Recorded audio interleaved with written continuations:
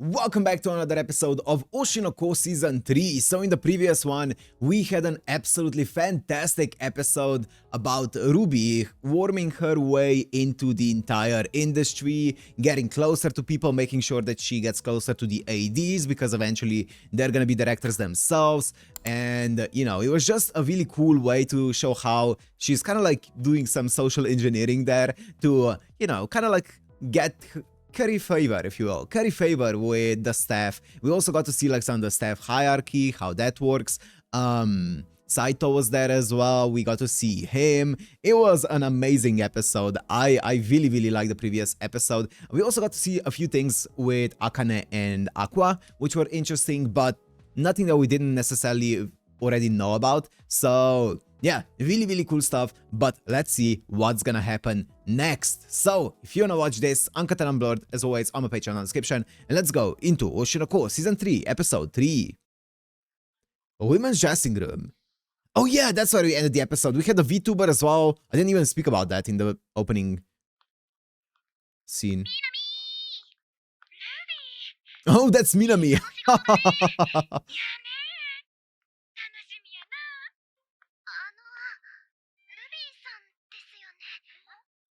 Is that her?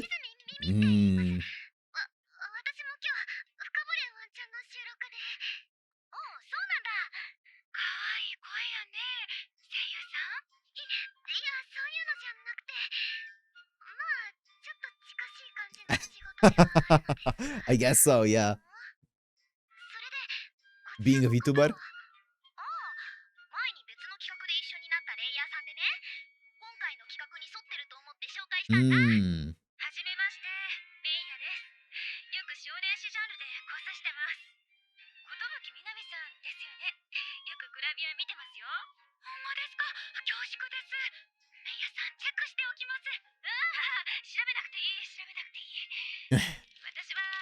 Oh.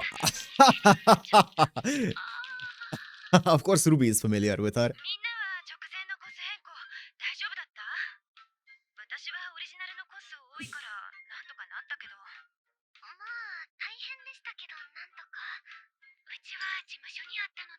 Oh, nice. Clutch.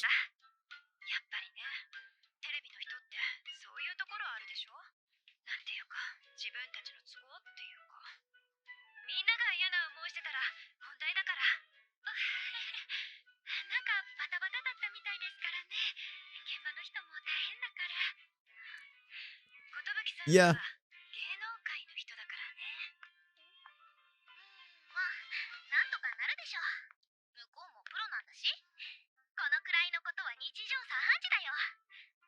Well, some of them act more professionally than others.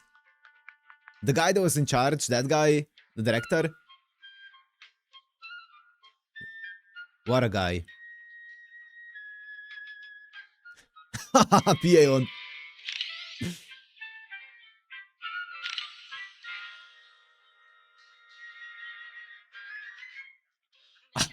Pekari sweat.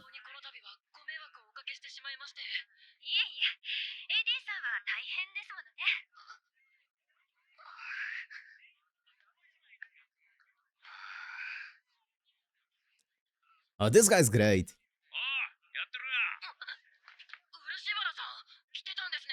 This guy, look at this guy.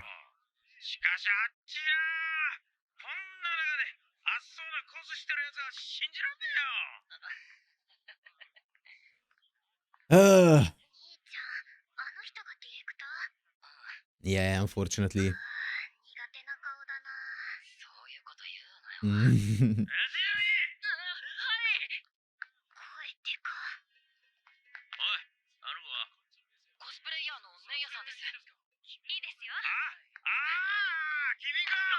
Bro!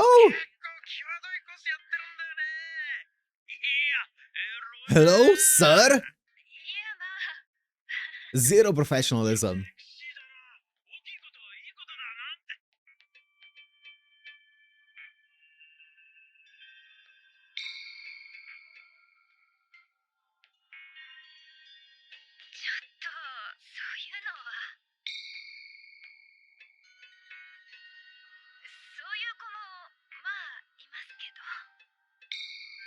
What? Sir?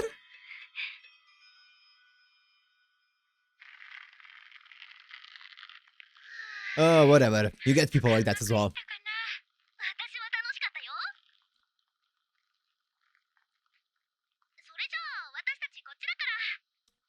Who are in a position just to live out their fantasies. Poor girl.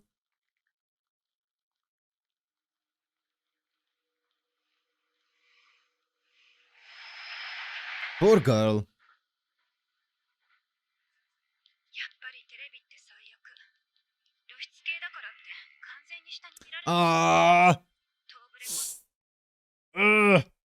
That's harsh because if whenever you see anyone who makes this kind of content, kind of like even make any kind of slight like whenever they just slightly vent about anything, about someone approaching them or someone being weird with them, you get so many people who start talking, or they get so many people who start talking back as if like, oh, you're doing this kind of content, so you're just asking for it. And it's the most insulting ever, but I feel like you're just inviting it when you make this kind of post, so I hope it's not gonna go down like that.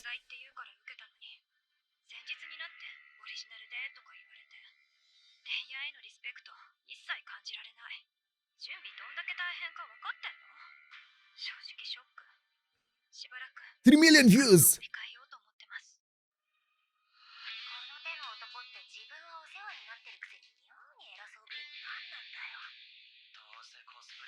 Okay. Okay. Okay, nice. I mean, yeah.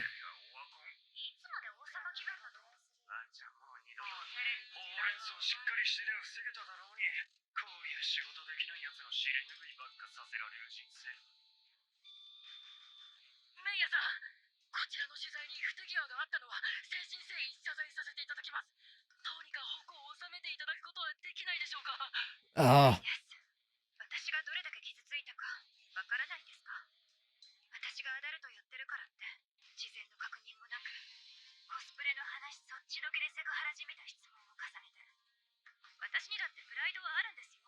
Yeah, fair.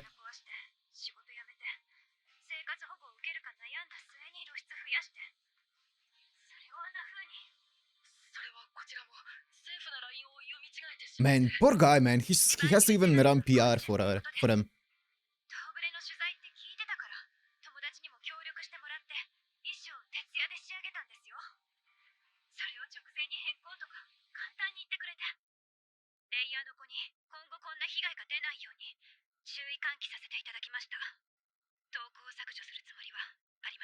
Based.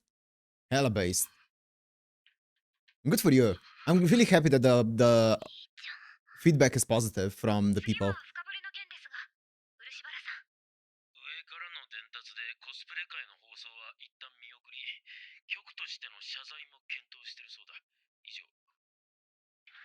Zero responsibility taken.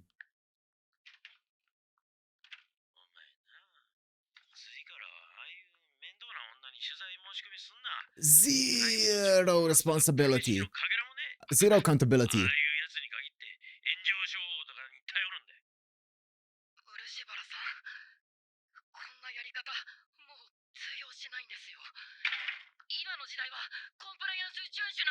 I mean, yeah.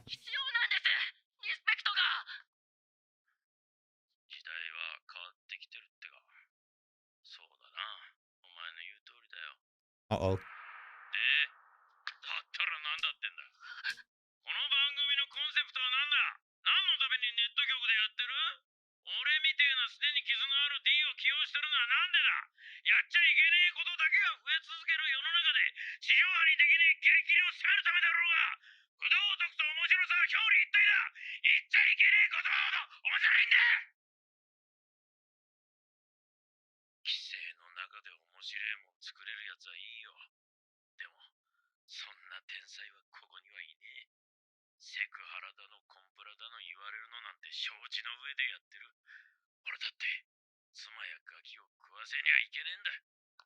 Whoa, whoa, whoa, whoa, whoa, whoa, whoa.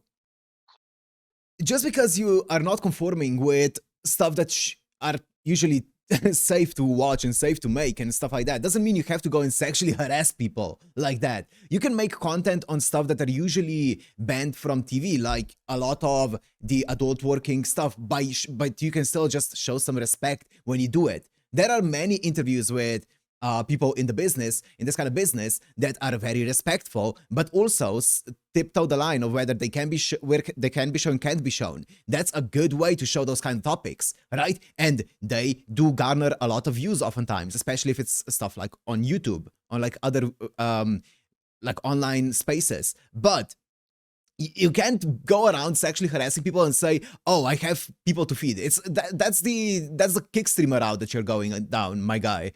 Oh my.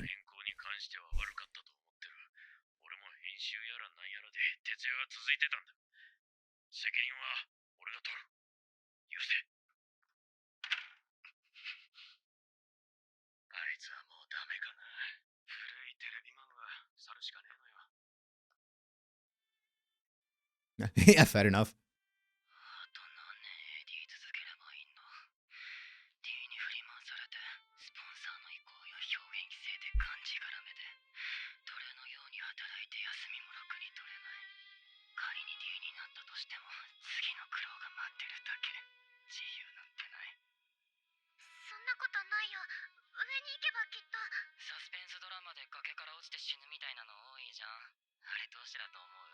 Oh, Aqua?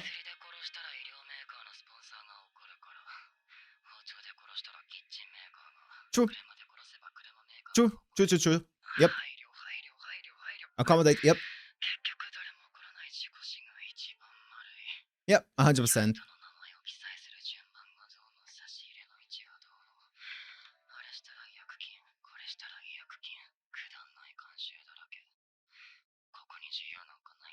Yeah, okay, sorry, I know I'm pausing a lot, but this is a really cool debate that I love talking about and I love seeing here. If you look at the cinema scene, especially over the past, I would say 10 years or so, maybe a bit less than 10 years, but basically ever since the DVDs fully died out, right?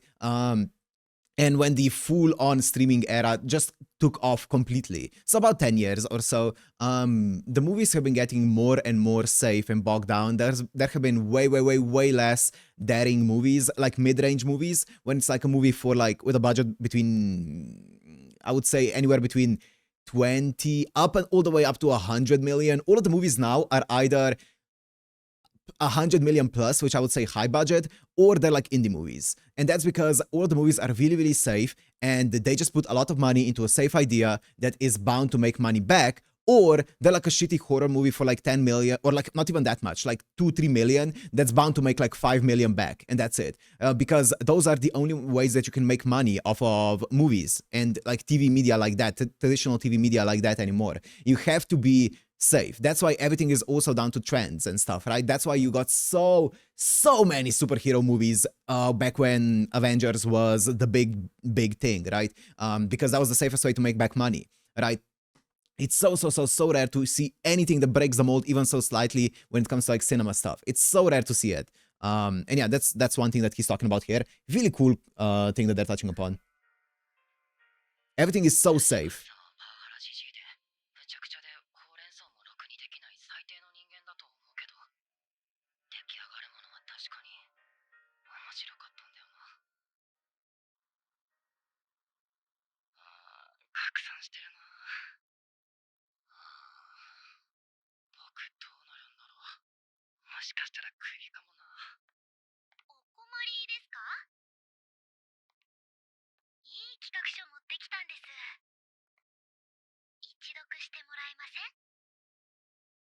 Special episode pitch. Whoa!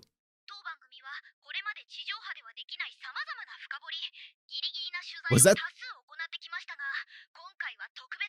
Yep, she's here. Maya.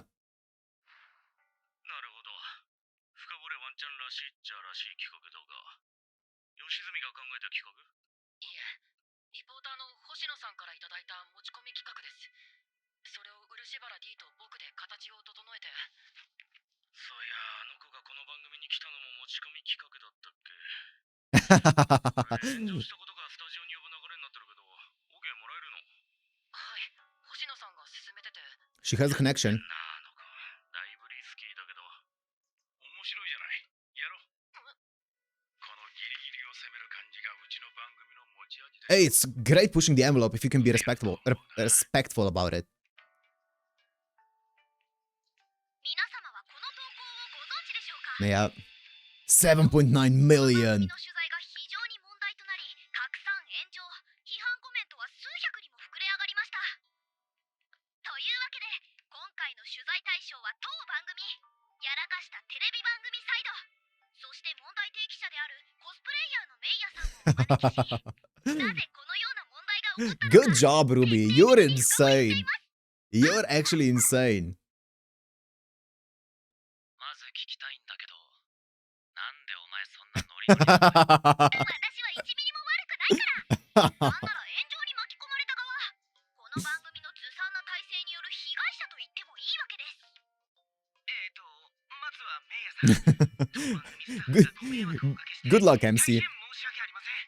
難しい立場の中、今回は出演していただき、本当にありがとうございます。いえ、私はただ。メイヤちゃんが正しいと思う。あの番組のやり方は違う。私も結構大変な目に遭わされること多くて、ちょっと胸がスッとした。それならよかったんだけど。でもさ、本当にこれでいいのかな。テレビのムカつく人たちが燃えてスッキリでいいの？ Wow. テレビはコスプレイヤーをより扱い Wow. Guilt tripper. Oh, guilt tripping her. 何が OK で何がダメなのかちゃんと伝わらないと根本的解決にならない。本当に問題提起をしようとするなら SNS だけ I じ mean, ゃ she 伝えきれないこともあると is kind of true, though. メイヤちゃんがコス業界のためにもし自分の口で発信してもいい？ She's playing this well, though. 私がフォローする。いい方向に持っていってみせるから。Masterclass. 謝罪を求めてるわけではありません。このようなことがもう起こらないように原因の究明と改革を求める次第です。 Hmm. では、今回の事件を順に追って関係者のコメントを交えながら整理したいと思います。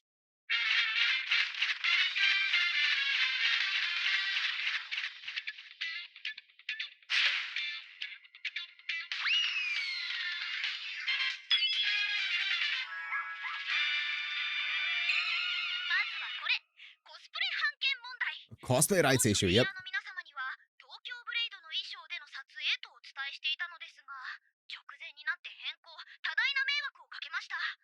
これについて番組担当ディレクターの証言がこちらです。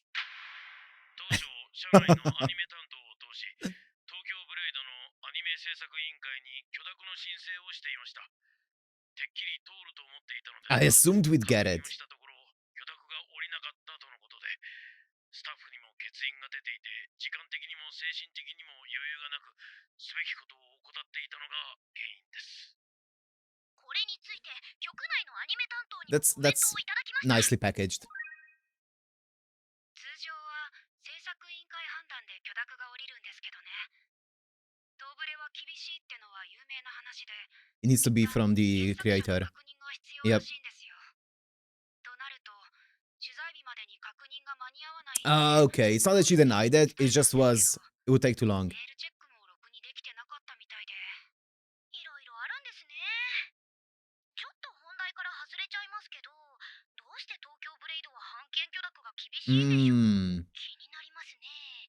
というわけで深掘りしてきました。 Nice, Ruby. 深掘りリポーター Kana! のカナです。ルビーと一緒に Look at Aqua. アイドルグループやってます。今回はルビーの代理で取材に来てます。ここがどこかわかりますか？ Aqua. 私は今出版社の方にお邪魔しています。 Did they have a precedent of something bad happening with the rights? And maybe they made it stricter? 東京ブレードの原作者、鮫島アビ子先生にお話を伺います。お久しぶりです、アビ子先生。大変お忙しい中お時間いただき、本当にありがとうございます。全然、有馬さんが来てくれるっていうならいくらでも時間作ります。嬉しいな。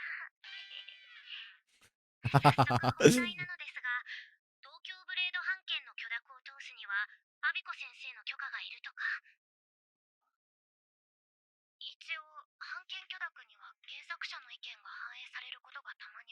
うん。例えばうちの出版社は造形物のイベントで個人許諾は基本的に出さないんですが、 Makes sense. 原作者の意向で OK になってるパターンとか実際あって、 Okay. でも放っておくととんでもないもの売ろうとするんですよ。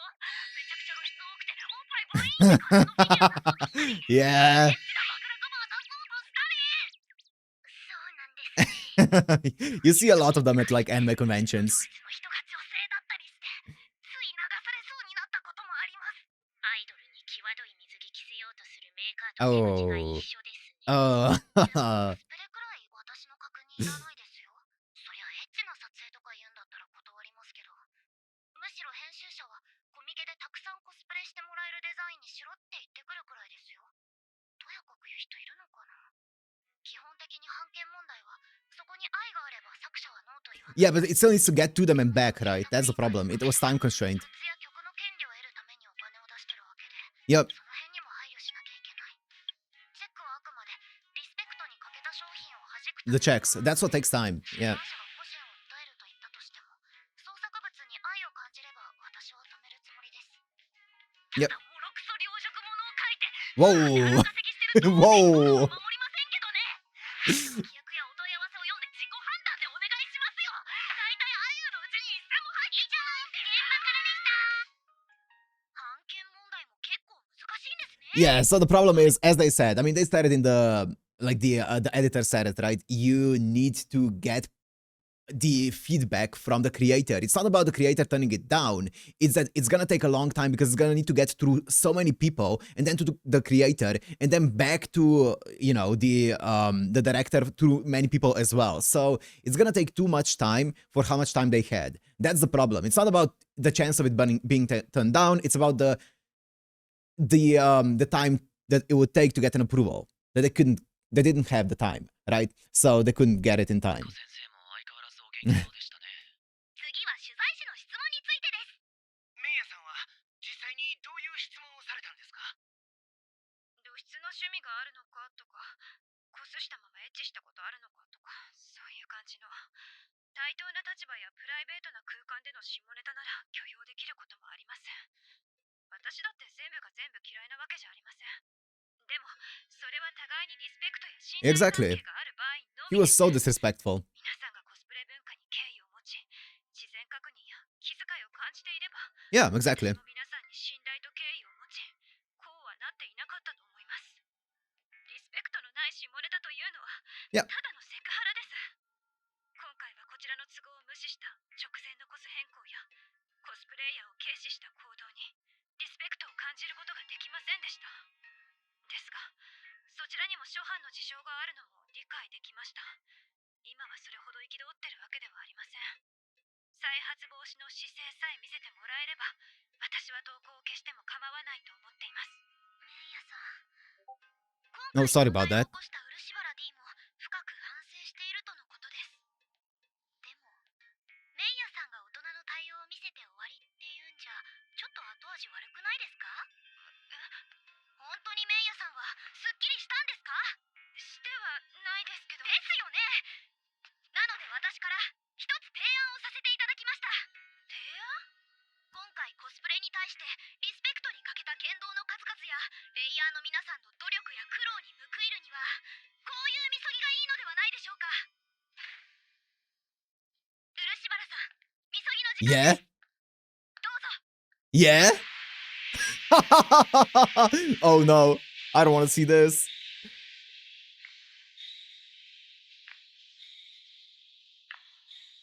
Oh no. No way. No way.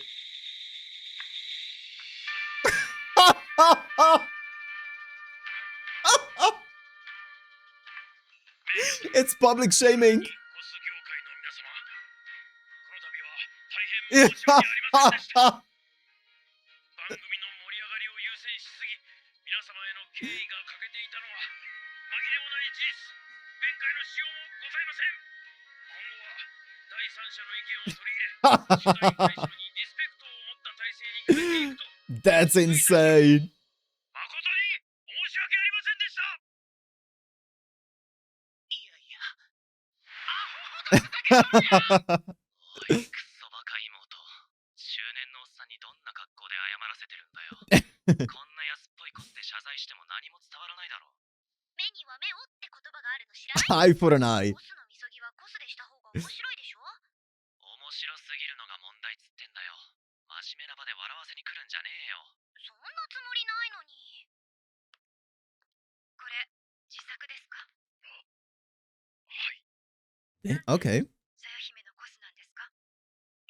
原作読んで一番好きなキャラだった。 Oh, that's cute, actually. That's actually really cute. ボタンの付け方もろくに知らないんですね。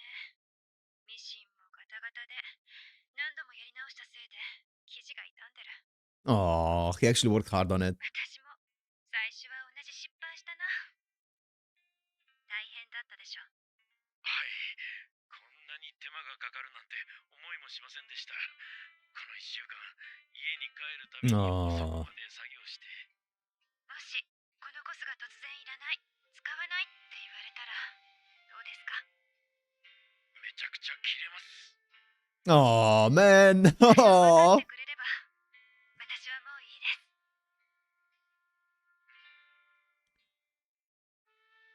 That's awesome. 収まったみたいでよ That's かったね。 awesome. メイヤさんとも和解して投稿を消してもらえたし、番組的にも盛り上がった。この間の夏コミ取材も一部変更で放送するみたいだよ。せっかく撮った回、無駄にならなくてよかったよかった。ルビー。これは、どこまでお前の仕込みだ？いや、 No, don't end. どこからがお前の仕込みだ？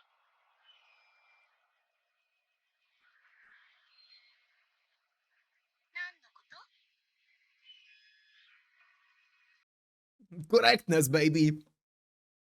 Woo! It's so hype. It's so hype. That's it. That's it. Oh, what a banger episode. What a banger of an anime, man. That scene at the end, I love the direction of the show. It can make you so hyped up with one single scene like that. And Oshi no Ko does that all the fucking time, especially season 2. Especially in season 2, we had so many of those scenes that made you just, oh, so hyped up because of how, just the direction of the scene, you know, more than actually the contents, just the direction of the scene and the implication of the scene as well, right? Because what it implies here is gonna be really, really hype, really, really hype. I'm excited. I can't wait to see Aqua and Ruby, both of them kind of like take the active role, because obviously I'm loving the fact that we're getting Ruby as the active role in this season, right?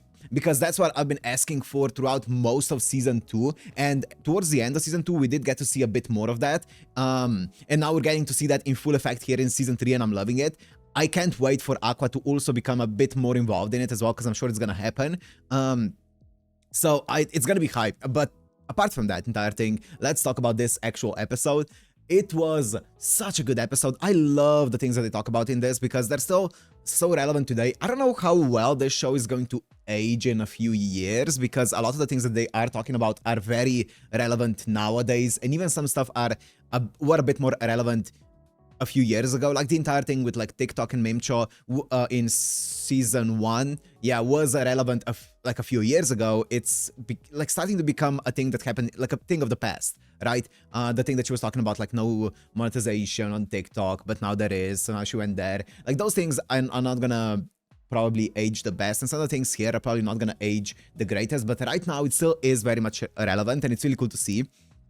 Like them talking about, you know, TV doesn't make money anymore. Everything that is on TV needs to be safe, because that's the only way that they can guarantee to get enough funding from investors and sponsors so that they can afford to put it on TV and at least make their money back, right? So everything that goes on TV needs to be completely marketable, completely sponsor safe, advertiser friendly, and safe as possible, so that it can make so that it can actually not make as much money as possible, but just make money back. Right? Just so it can make money back, not even be necessarily very profitable, right? Just so it can make money back, it needs to be as safe as possible, right? So that's why it's cool to see that they are trying to push the envelope. Nothing wrong with that. Obviously, they've talked about it. He did it in such an disrespectful way that it's just not the way to go about it, but they addressed it, and he was basically kind of like just salty, and he was kind of like venting in a way in that interview and stuff. So you know what?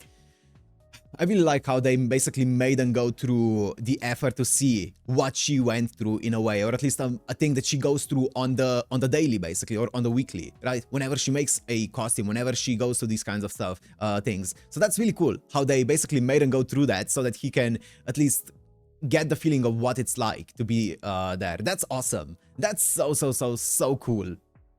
And yeah, as I said, I'm loving how capable Ruby is. Obviously, you could make the argument that that Ruby, the things that she's doing, the fact that she's doing them for revenge is obviously not the healthiest thing to do.